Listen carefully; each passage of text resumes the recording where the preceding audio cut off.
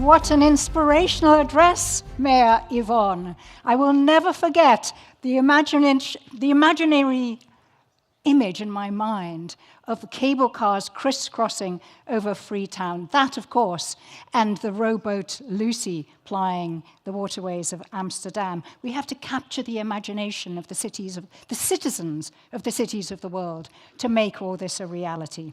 We're now going to move on to another big paradigm shift. We were hearing about the need for paradigm shifts, weren't we, from Mayor Yvonne? Well, the multimodal future, building seamless and connected cities, well, that's the biggest paradigm shift of all, isn't it? It's the holy grail. It's the great dream before us. How can we make our journeys so speedy, so safe, and so ecologically friendly, right from the moment we step out of our front doors to getting to our destination, regardless of the heat outside?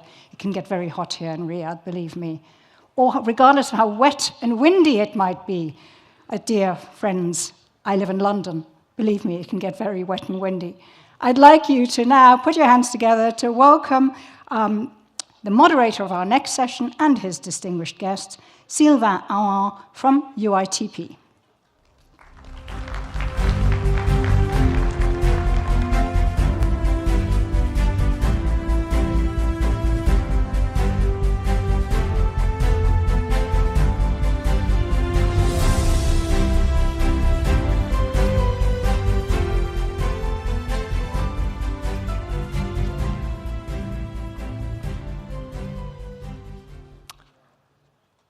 Your Excellencies, ladies and gentlemen, it is my pleasure to introduce you to this panel discussion on the multimodal future, building seamless and connected cities. My name is Sylvain Haon. I am the Senior Director for Strategy and Transformation at UITP, the Global Public Transport Association. As cities evolve and urban populations grow, the demand for connected, efficient, and sustainable mobility networks continue to intensify. Urban centers are responding to new challenges by building integrated multimodal transport systems that link public transit, shared mobility, and active transport, walking and cycling. The challenge of building a multimodal future is the challenge of a sustainable future. And this is what we will address in this session with a diversity of panelists from various backgrounds and industries. Together with us, we have Carlos Acha. Carlos is Director of Technology and Innovation at EMT Madrid, the Madrid Public Transport Operators, which he joined in 2023. Before that, he had been, among other things, for over 20 years at Alsa Public Transport Company, driving growth and international expansion. We also have with us Frans Hiemstra, Senior Director, Regional General Manager at Uber for the Middle East and North Africa, and prior to this, you were General Manager at Uber for Sub-Saharan Africa, among other things. We welcome Felipe Ramirez, who's Director for Urban Mobility at the World Resource Institute. Before, Felipe was Secretary of Mobility in Bogota, and for 2 years, he has led as CEO the world-famous Transmilenio bus rapid transit system. And I'm also delighted to have with us Zhang, who's Chief Growth Officer at Nandosoft Intelligent Transportation Technology. Nandosoft offers a full stack of end-to-end intelligent transportation services in more than 100 cities across China, and is also active in the UK, where I believe you are based. I would like to start by asking Carlos, what are the main barriers citizens encounter to experience a seamless multimodal journey? While we will focus on this session, we'll try to focus as much as possible on the customers, on the travelers. It's not about the planners' dreams, it's not about the politicians' dreams, it's about the experience of the travelers through its multimodal journey. So Carlos, what are the main barriers we have today? Thank you, Sylvain, and thank you to CoMotion for inviting me to be here on behalf of EMT Madrid. As you said, everything is evolving very fast, and passengers can see what's happening, and digitalization and the intensive use of data is changing everything. One of the main challenges is all the companies and all the operators is to make public transport the preferred choice, not in a forced way.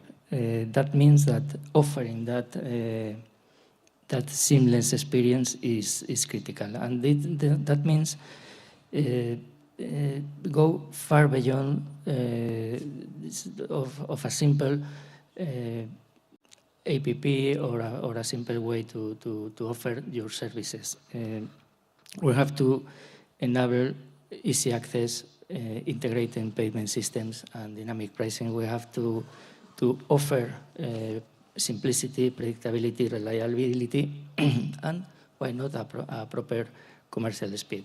This is what we have to do, and obviously we have a lot of barriers on this. First of all, it's very common, and I'm afraid that all of us, we will be in the same place. It's a coordination, a lack of coordination between different providers, authorities, public transport operators, and so on. Standards.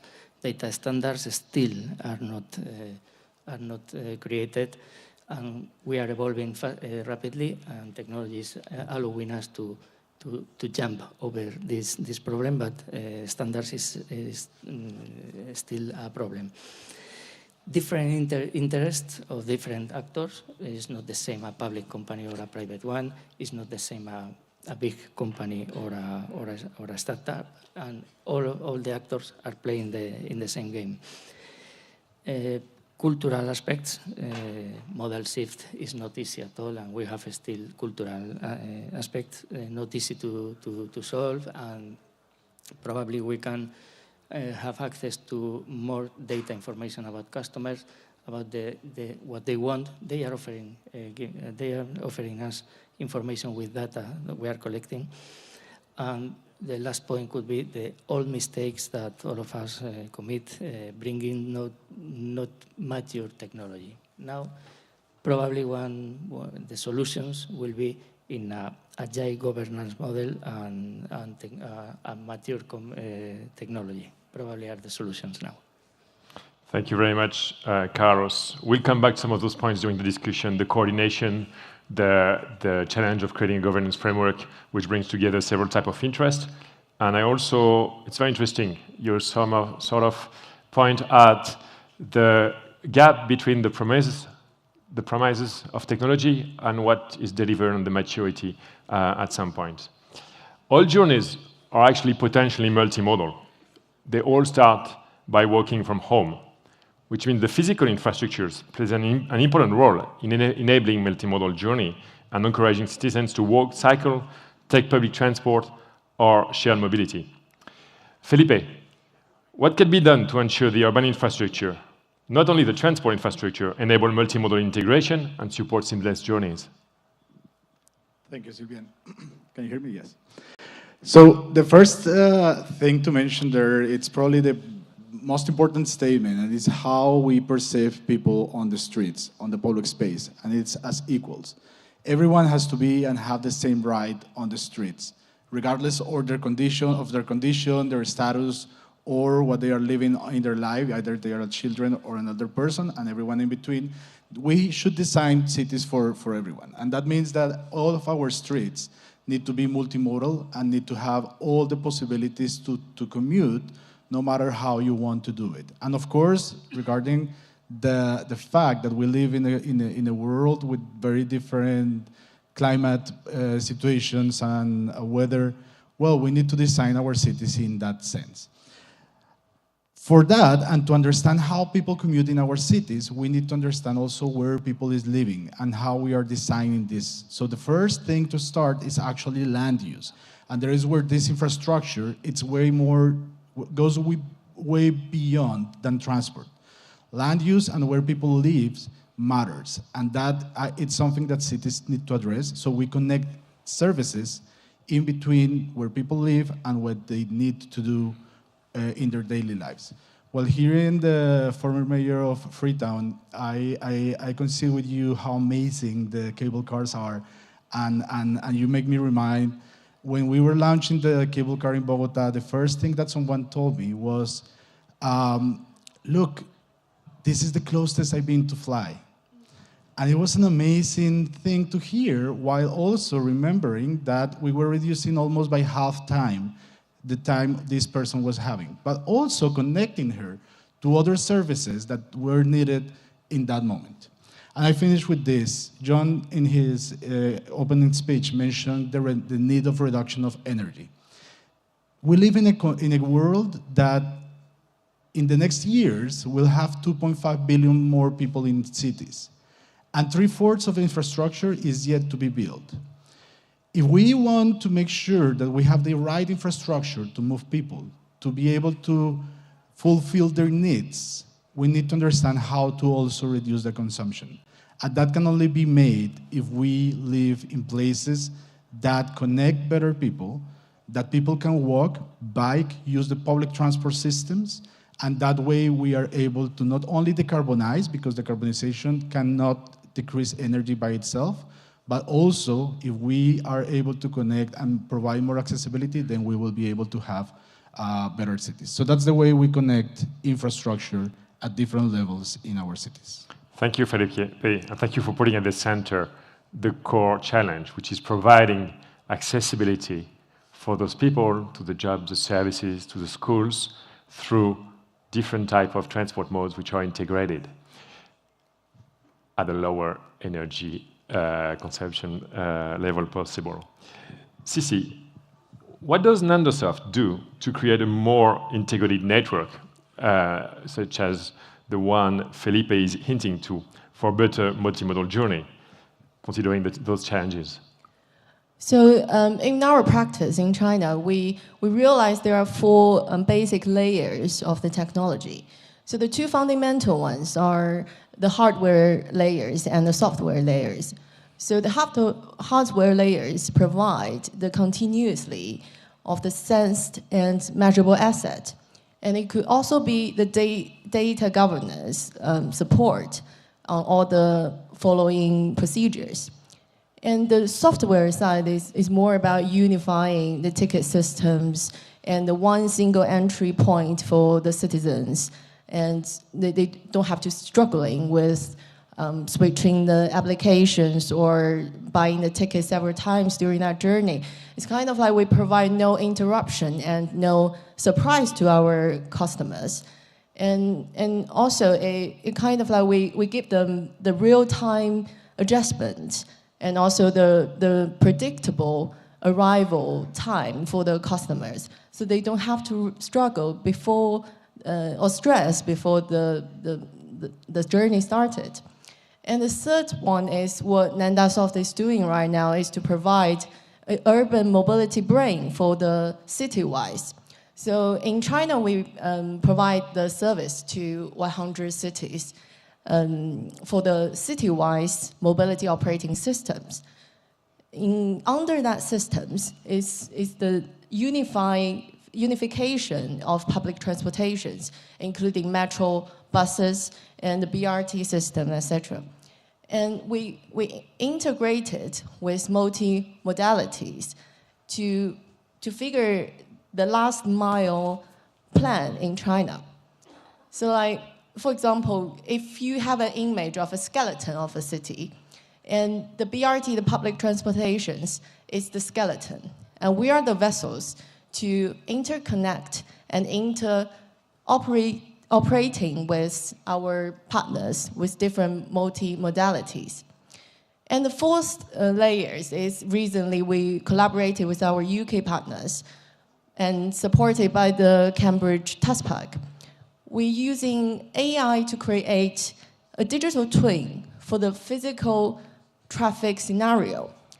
So the AI algorithm automatically self-learning by the domain knowledge that we provided. And we got very good and positive results in several cities in UK. And for example, in UK, we have lots of football matches.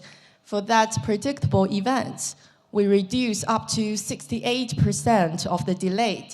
And it's very successful in those cities for the big concerts or big matches.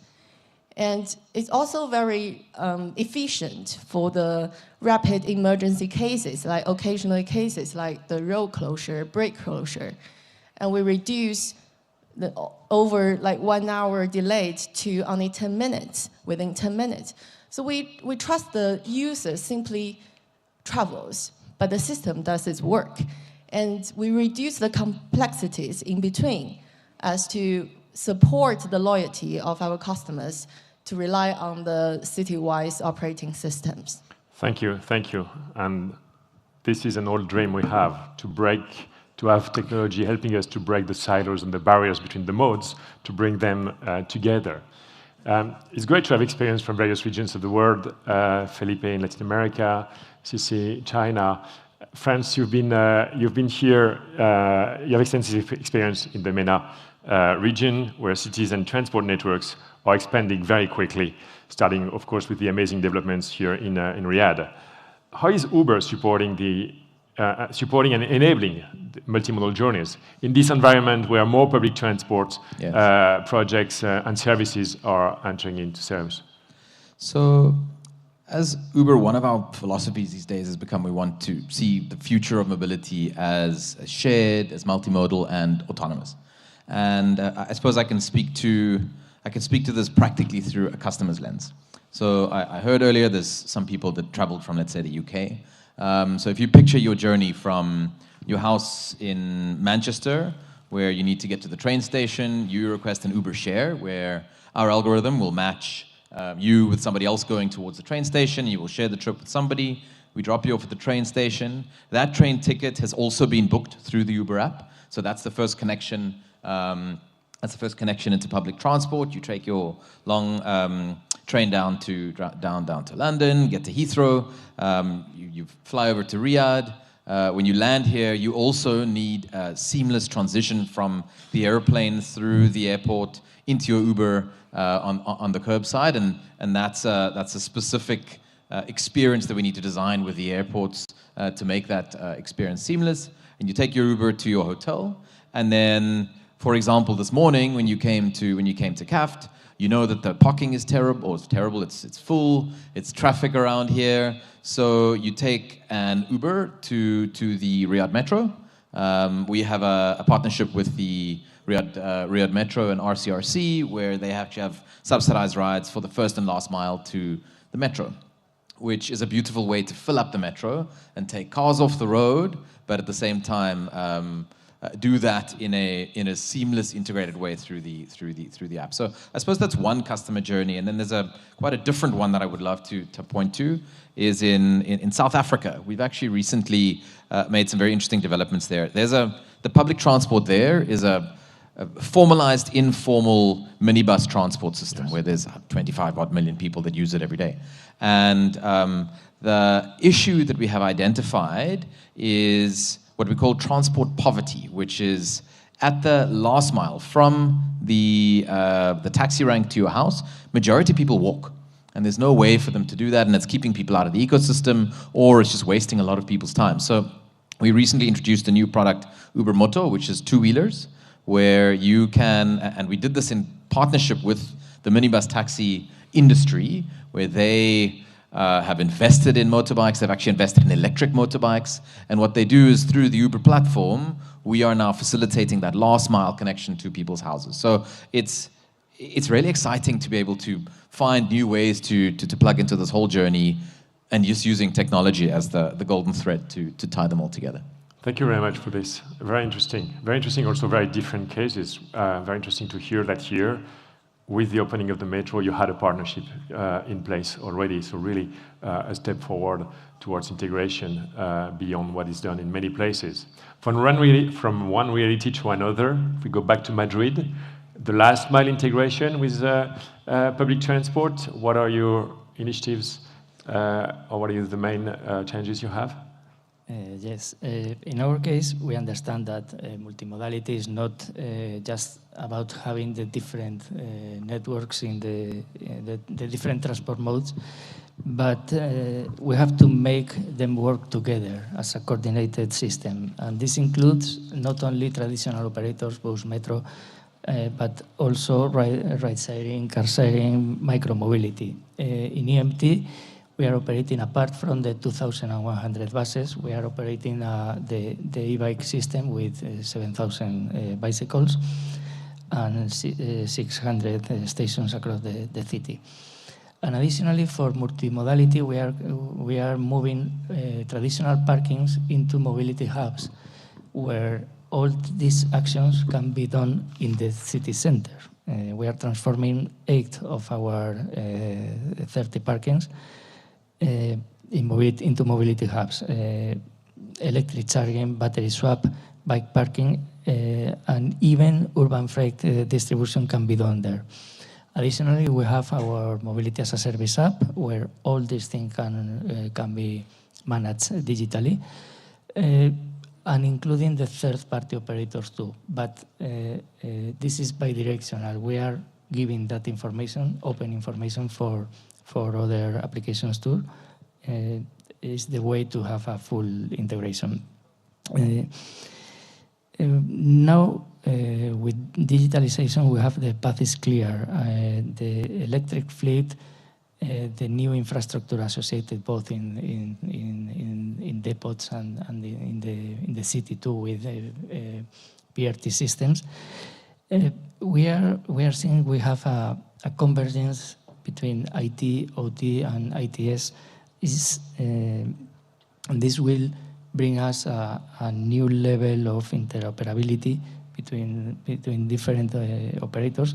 And finally, we will reach the goal of having a truly connected mobility, and this will enable autonomous mobility and a new evolution of the mobility as a service solution, probably. Thank you. Thank you. That's a perfect transition to my next question. First of all, from another perspective, you're very much expressing also this convergence, which is what Nanda seems to be working on. You just mentioned autonomy. Frans mentioned it before, we heard it before. When it comes to future or current technologies even, how do we ensure that those technologies, and especially autonomy, will change the landscape for the better and still allow for multimodal journeys? Frans? Look, I think it's critical for governments, critical for cities to start adopting autonomous technology. It's going to bring costs down eventually. It's going to create a safer way to get around. So for me, as long as you have a willing government, for example, like what we've seen in Saudi. Dr. Ramirez, I'm sure, spoke about it earlier today. It's been so enlightening working with regulators that are forward-thinking and are encouraging to bring the technology. So for me, I think it's important to have a regulatory framework that is well-defined, that gives transparency to all the players in the ecosystem. So whether it's the tech provider, the autonomous technology provider, whether it's demand channel, whether it's the fleet operating it, I think the regulatory framework needs to be very clear and transparent so that we can work in that environment. So I think that is an enabler for autonomous technology. It's been very exciting. We've got a partnership here through the TGA with WeRide, our tech partner, where you can actually take autonomous rides in the kingdom. I think we've seen similar trends in the rest of the Gulf, in the UAE. We've actually got fully autonomous vehicles in Abu Dhabi. And I think it's been encouraging to see this enabling environment, provided that governments are actively working with the players in the industry to I suppose, demystify some of the regulations around it. Thank you. Sissi, how do you see the deployment of autonomous vehicles on the roads in China? How does that fit into the development of the urban brain you were mentioning before that Nanda is working on? Yeah, we actually work with some of in China we have some designable autonomous districts, like financial districts. And we're working with them to have a city-wide mobility operating systems, so that support the data governance of all the public transportation autonomous mobilities. So we're supporting as the background for them. So and then we assess with all the multi-mobility platforms and different mobility as a service platforms. So that went very successful in China, and we kind of like find the blind spot of the public transportations, and we plug in with the multimodals like the small short distance buses with the autonomous technology behind. So that's successful. We have several districts in China we've been working on with. It's very successful recently. Thank you very much. So you don't only represent very different realities. You come from different industries, from public authorities, public transport operators, private industry, private transport operators, and most of you have hinted at the importance of the cooperation between the different type of actors. I don't think any of you has mentioned one solution which was not involving other actors, saying we partners with the metro, Madrid, we need to partner with the providers. So I will go to you, Felipe, on your experience with the projects of the WRI, but also you're the one here who has been in charge in the city of transport. What are the key success factors for a good public-private cooperation? This is not a trivial question. This is where, more than often, the main challenge is. It's not technology, it's not always money, it's a lot about how can we bring people to work together from different backgrounds. What do you think should be done to improve this? The key word there is confidence. It's a very simple one, but it's quite difficult, because when you are in governments, and of course you have public money, it is difficult sometimes to understand how to interact with the private sector in terms of how that money should flow and how it should be used. So I think the most important there is confidence. 60% of the money of the money going to investment, especially on the green sector, comes from the private sector. And that means that actually we want to enhance and to be able to make sure that we transition in the right direction. We need to find a way to make those connections stronger. And let me go back a little bit to the discussion that was happening before. And I think the most important word in that sense is reliability. We need to be able to build transport systems that are reliable for people, that people can trust and know what to expect from those, and are predictable in the sense you as a city know how to move faster than the system and how the city is moving. And the only way to do that is actually in that association with the private sector.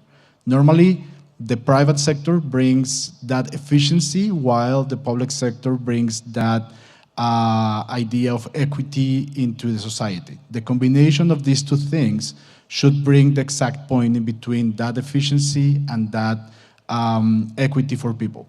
So in that sense, when you are able to combine these two worlds, you get that political will that you need, the champions that you need to execute, but on the other hand, you need efficiency, so you are able to produce and to build infrastructure needed, and to have these reliable operations that the transport system should bring to people.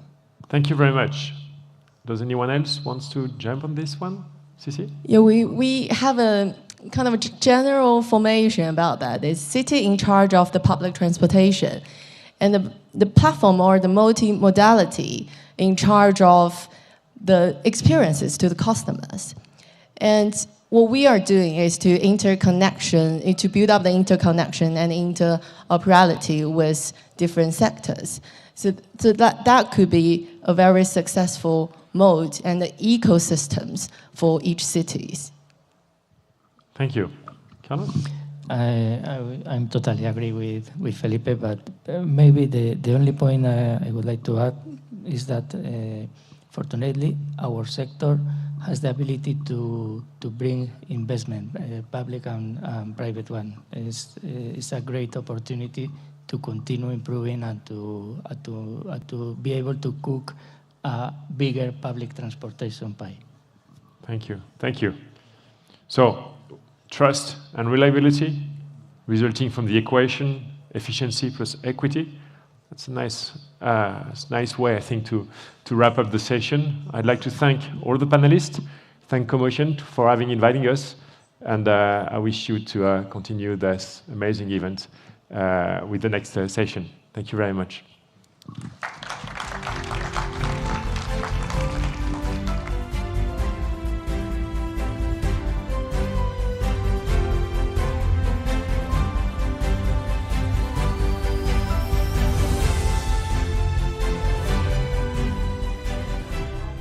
Thank you, dear